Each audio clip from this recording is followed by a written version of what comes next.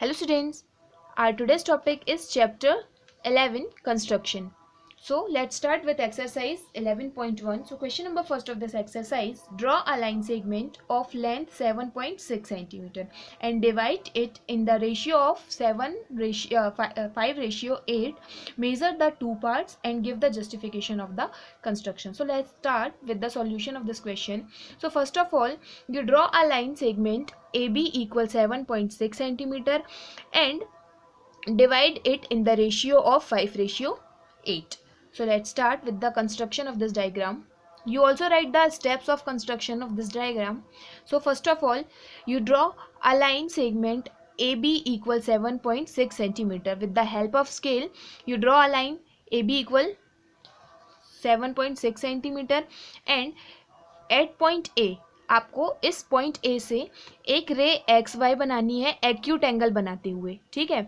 और same as आपको point B से एक एक्यूट एंगल बनाते हुए एक रे आपको बनानी है बी वाई। अब इस बी एंगल जो है बी ए एक्स जो होगा एक एक्यूट एंगल होगा और same as angle A B और वाई भी एक एक्यूट एंगल होगा। अब उसके बाद हमने जो ये दो रे बनाई है, एक रे जो हो गई ए एक्स और दूसरी रे हो गई ए बी वाई। अब इन दोनों को हमें 5:8 के रेशियो में हमें डिवाइड करना है। तो सबसे पहले जो हमारी रे है ए वाई, इसे हम डिवाइड करेंगे 5 पार्ट्स में और दूसरी जो एंडिंग पॉइंट था बी, तो बी से जो हमने रे बनाई है बी वाई उसको हम डिवाइड करेंगे 8 पार्ट में, ठीक है। तो सबसे पहले हम क्या करते हैं, with the help of compass we take a radius of 1 cm and divide this line here. Take a radius of this is ये 1 cm, ओके। नाउ अब हमें ए पे पॉइंट रख के हमें यहाँ पे 1 cm का आर्क यहाँ पे कट करना है। So this is 1 cm and again ऐसे 1 cm के हमें 5 पार्ट्स में इस लाइन को डिवाइड करना है। अब उसके बाद यहाँ पे आर्क कट हुआ, अब इस पे हमें ये यहाँ पे पॉइंट रख के फिर से हमें एक 1 cm लेना है। तो यहाँ पे हमने फिर से ये 1 cm ड्रॉ कर लिया। This is 1 cm। अगेन आगे बढ़ते जाते हैं हम 1 cm रेडियस लेके। This is 3, 4 and 5। तो हमने इस लाइन ए एक्स को 5 इक्वली पार्ट्स में डिवाइड कर दिया, विच इज़ 1 cm की इक्वली डिस्टेंस पे। सेम एज हमें 1 cm ही हमने लिया, तो 1 cm से हमें बी वाई को 8 पार्ट में डिवाइड करना है। तो सबसे पहले हमने बी को सेंटर लिया और उसके बाद 1 cm को हमने इसे डिवाइड कर दिया। So this is 1 cm। फिर आगे हमें बढ़ते जाना है, ये second part, this is third, 4th, 5th,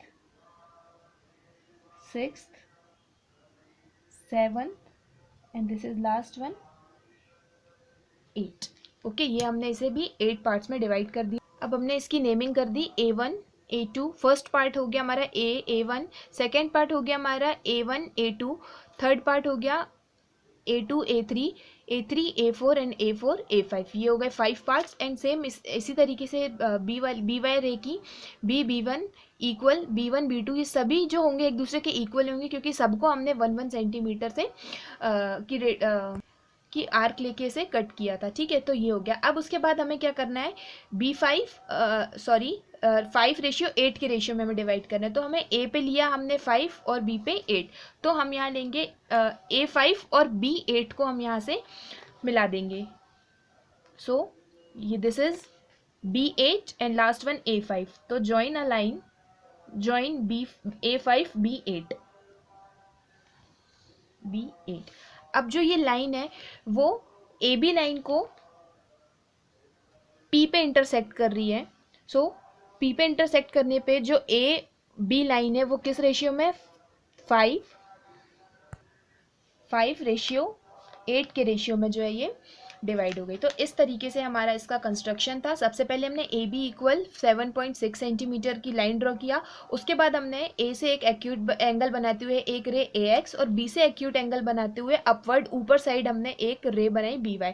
अब उसके बाद हमने ए वाई को जो है 5 इक्वली पार्ट्स में डिवाइड किया एंड बी वाई को 8 इक्वल पार्ट्स में डिवाइड किया, क्योंकि जो हमारे पास रेशियो था वो था 5:8। अब उसके बाद हमने डिवाइड करने के बाद A5 से B8 को ज्वाइन कर दिया, जो कि जो हमारी लाइन सेगमेंट थी उसको वो पॉइंट P पे इंटरसेक्ट कर दिया। P पर इंटरसेक्ट करने के बाद ये लाइन जो है ये वाली लाइन जो है A5B8 लाइन AB को 5:8 के रेशियो में डिवाइड करती है। अब इसी तरीके से जो जो हमने किया आपको स्टेप्स ऑफ कंस्ट्रक्शन सेम वैसे ही लिखते जाने हैं। ओके, अब हम देखते हैं इसका justification.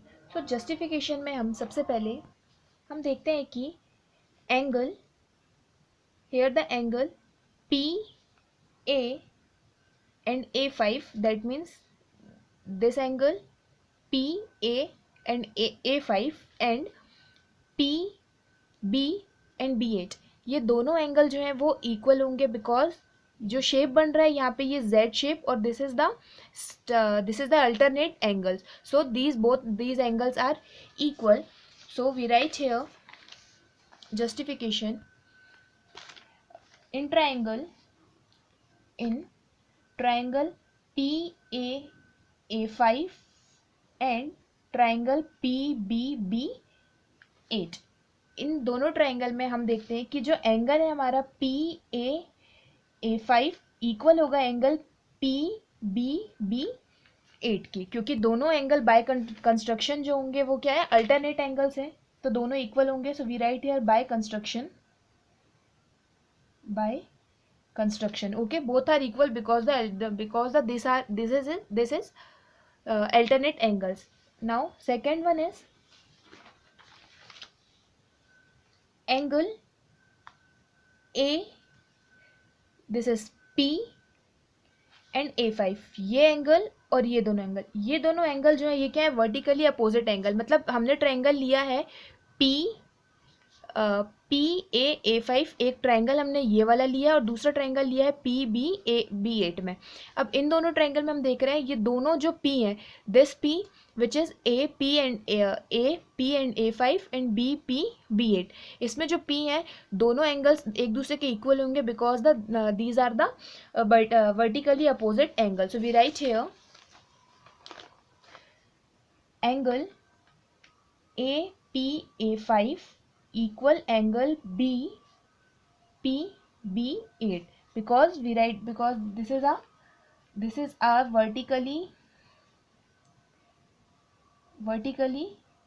opposite angle. So here by the angle similarities these triangles are similar. That means we write here the triangle PAA5 similar to the triangle PBB8 because by angle similarity. अब ये दोनों triangle similar हो गए हैं, इसका मतलब ये हुआ जो इनकी साइड्स का रेशियो है वो भी इक्वल होगा. दैट मीन्स जो AP साइड होगी, AP साइड इक्वल होगी PB साइड के.